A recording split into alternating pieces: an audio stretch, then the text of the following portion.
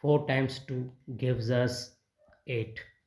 24 divide 8 divide 3. 24 divide 8 gives us 3. Divide 3. Now 3 divide 3 gives us 1. But this answer is not correct, because according to order of operation, first we do parenthesis, then exponent, then multiplication or division, then addition or subtraction. Remember that in multiplication and division have a equal priority, and we have worked from left to right, same like addition and subtraction. So in this expression, one is division and another is multiplication.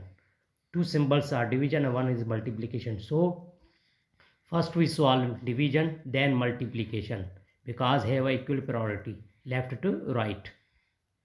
24 divide 4 times 2 divide 3. 24 divide 4 gives us 6 times 2 divide 3. Now 6 times 2 gives us 12 divide 3. Finally 12 divide 3 gives us 4. This is a right answer.